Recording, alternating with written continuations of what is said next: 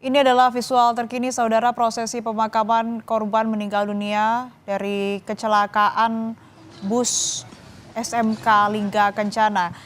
Lengkapnya saudara, kita sapa jurnalis Kompas TV Fedriska Ananda di Depok, Jawa Barat.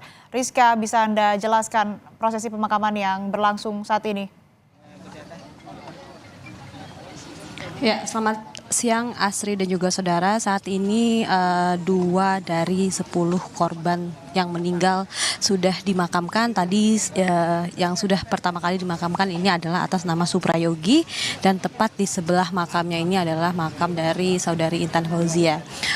Kalau misalkan kami pantau, Aci dan juga saudara, ini di sini memang ada beberapa liang yang sudah dipersiapkan. Tadi kami dapatkan informasi juga dari Pemkot sudah menyediakan setidaknya 10 liang untuk ke 10 korban meninggal dunia. Namun memang ini kembali kepada pihak keluarga, apakah ingin memakamkan secara mandiri atau dimakamkan pada liang yang sudah dipersiapkan.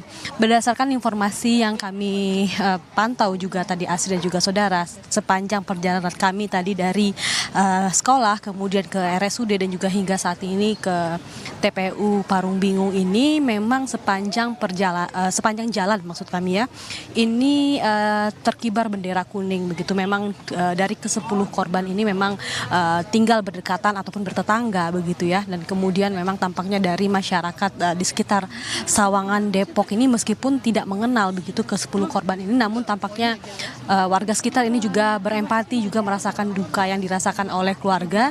Jadi memang untuk situasi lalu lintas tepat di depan pemakaman ini juga agak padat begitu, karena memang banyak warga yang kemudian melambatkan perjalanannya untuk melihat begitu bagaimana kemudian proses pemakaman dari ke-10 korban meninggal dunia ini, Asri. Di TPU Parung Bingung ini ada 2 jenazah yang sudah dilakukan prosesi pemakaman. Anda dapat informasi lagi, Fedriska, di sana apakah ada korban meninggal dunia lain yang akan turut dimakamkan hari ini? Ya, Asri, ini kan berdasarkan tadi korban meninggal dunia yang tadi juga tadi saudara kita Taufik juga sudah melaporkan dari rumah dukanya begitu. Kami dapatkan juga informasi bahwa mereka ini juga akan dimakamkan di TPU yang sama, yakni di TPU Parung Bingung. Memang tadi seperti yang tempat kami singgung, ini dari Pemkot Kota Depok begitu ya, sudah mempersiapkan 10 lahat bagi para ke-10 korban. Namun ini kembali kepada kebijakan ataupun pilihan keluarga masing-masing mau dimakamkan di mana begitu. Namun selain juga di TPU Parung Bingung ini, juga ada satu TPU lain lagi yang juga sudah menyiapkan 10 liang lahat juga, yakni adalah TPU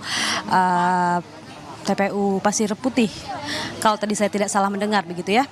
Namun memang ini lokasinya agak lebih jauh dibandingkan dengan TPU Parung Bingung ini. Jadi tampaknya ini dari pihak ke-10 pihak korban meninggal dunia ini, pihak keluarganya ini tampaknya lebih memilih pemakaman yang memang lokasinya ini dekat dari kediaman mereka, yang memang tidak jauh ini jaraknya. Kalau misalkan tadi kami pantau ini hanya mungkin memakan waktu perjalanan 5 hingga 10 menit, Asri.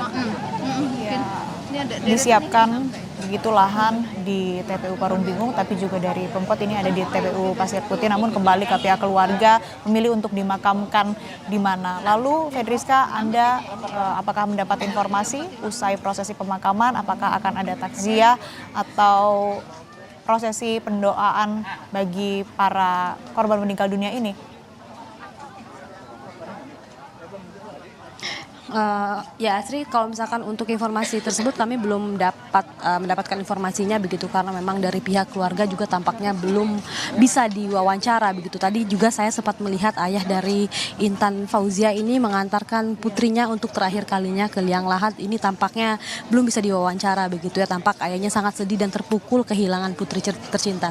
Namun kami coba juga mengkonfirmasi begitu ke pihak sekolah, apakah dari pihak sekolah juga akan melakukan melayat keliling begitu ke pihak keluarga dari siswa-siswinya ini, namun kami juga belum dapatkan konfirmasi dari pihak sekolah. Karena kalau misalkan kami dapatkan informasi juga, Asri dan juga saudara, ini dari jajaran guru dan juga kepala sekolah ini juga ikut dalam perjalanan kemarin ke Subang, Jawa Barat ini. Sehingga memang ketika kami tadi melakukan standby begitu ya, kami mengunjungi sekolah dari SMK ini tidak ada pihak sekolah yang bisa diwawancara karena memang dari pihak sekolah ini juga masih fokus begitu menangani musibah ini. Jadi memang posisinya dari pihak sekolah, guru-guru dan juga kepala sekolah ini juga pada saat itu tadi pagi ini masih berada di Subang. Namun hingga siang ini kami juga masih terus mencari informasi, mencoba mengkonfirmasi